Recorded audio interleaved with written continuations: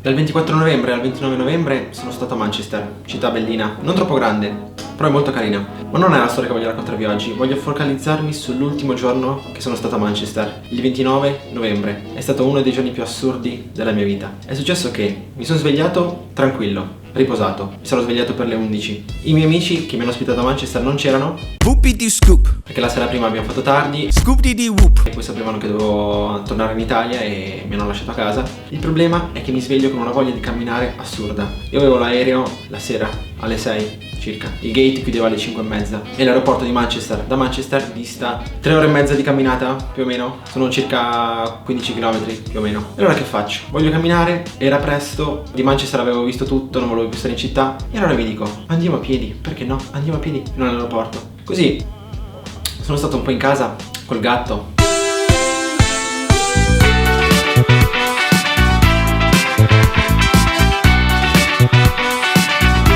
I saluti che dovevo fare, poi metto lo zaino in spalla, esco di casa, guardo dove è l'aeroporto, vedo che è tutto a sud, 3 ore e mezza, va bene, che faccio? Vado, cammino tanto, un po' come Forrest Gump quando aveva voglia di correre. Ero così contento, mi vedo dei paesaggi bellissimi, mi vedo la zona del residenziale di Manchester che è molto carina, 0 supermercati, non c'è niente oltre che residenze. Poi vado ancora più giù, visito il cimitero, il Southern Cemetery mi pare si chiami, e mi fermo lì a fare qualche foto alle statue perché mi avevano folgorato. Whoop-dee scoop-dee poop. Quindi proseguo il mio viaggio, il mio cammino e incontro il fiume. Vado sempre più giù, faccio tutta la costa del fiume, dei ragazzi sul quad e moto da cross mi passavano a fianco nel fango, ok? Lì ero un po' tipo, oh mio Dio, sono nel fango, cosa devo fare perché non ho preso il treno? Non fa niente. Vado oltre, che ormai sono state le 4, incontro un benzinaio, mangio lì un panino secchissimo che ancora oggi ce l'ho qua e proseguo, si inizia a fare le 5 più o meno, 5 e mezza, arrivo alle 5 e mezza in aeroporto, fin lì tutto ok. Guardo il gate e chiudeva alle 5:35 e lì mi sono cagato addosso, al che ho iniziato a correre, tanto avevo già camminato 3 ore e mezza, ho fatto 15 km a piedi. Stanno per chiudere il gate, alle 6 meno un quarto riesco ad arrivare più o meno al gate, mi fanno entrare, va bene, faccio il mio volo, non ero neanche così tanto stanco. Conosco un po' di gente sull'aereo, mi offrono un tè, un signore che ringrazio ancora oggi, e poi arrivo a destinazione, a Bergamo. L'aereo aveva fatto un po' di ritardo, ma non era importante questo. Ma tenete in mente questa storia poiché si ricollegherà a quello che sto per dirvi adesso. Tornando indietro, alla mia partenza, il 24, ero partito alle 10 da Bergamo e quindi alle 8 ho preso il pullman da Milano Centrale per Bergamo. Sta di fatto che alle 7:40 incontro una ragazza fuori dal pullman che mi chiede se il pullman che avevamo davanti era quello delle 8. Io non lo sapevo, quindi dico non lo so. Semplicemente questo. E questa ragazza mi è rimasta impressa perché aveva uno zainetto blu, molto carino. Quindi vabbè, prendiamo la navetta, andiamo a Bergamo e ci ritroviamo sullo stesso volo. Prima coincidenza. Quindi tutto ok, dai, va bene. La coincidenza ci sta. Prendiamo il nostro volo, ci incontriamo a Manchester, non ci diciamo niente, forse ci salutiamo a malapena e poi ognuno per la sua strada. Questa è una parte fondamentale della storia, il fatto che io abbia incontrato lei alla partenza. Vi ricollego alla storia di prima, cioè il 29 novembre. Arrivo in Italia, in aeroporto a Bergamo, vado a fare il check-out e chi incontro? Incontro una ragazza che avevo visto il 24, una settimana prima, a Milano, che mi aveva chiesto informazioni sulla navetta per Bergamo. Coincidenze, anche ci guardiamo e partiamo subito a parlare perché una coincidenza del genere non è possibile.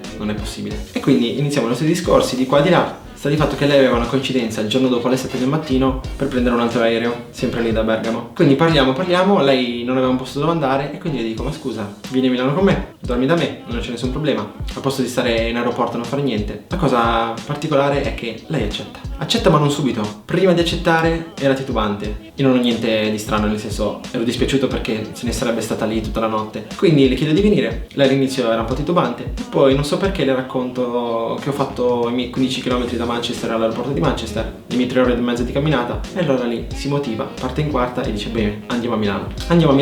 Scopro il suo nome solamente dopo che eravamo a metà strada tra Bergamo e Milano. Ok, tutto nella norma. E una volta arrivati in casa ci sistemiamo, si era fatta mezzanotte l'una, usciamo. Perché? Perché lei non era di Milano e voleva vedere la città. Usciamo, vi faccio vedere un po' di zone interessanti, arriviamo fino al Duomo, fai la foto col Duomo, Poopty scoopty, fai la foto in galleria, scoopty boop. e poi ci andiamo a prendere un caffè. Ormai era tardissimo, ma tutto normale. Ormai ero incredulo di quello che era successo tutto il giorno. Quindi ci prendiamo il nostro caffè, prendiamo la sostitutiva notturna e abbiamo detto chiudiamo in bellezza la notte, e ormai erano le 4, con delle patatine. Ma le patatine dove le trovi alle 4 del mattino? Solo al McDonald's? Ce ne saranno uno o due 24 ore a Milano? Io ne so uno, poi non so se ce ne sono altri. Andiamo al McDonald's sperduto a Maciachini, che non è in centro, ordiniamo le nostre patatine e lei mi fa guarda chi c'è. E chi abbiamo trovato al McDonald's alle 4 del mattino a Maciachini, che non è in centro? Troviamo due persone che erano nello stesso aereo, nello stesso viaggio nostro da Manchester a Milano.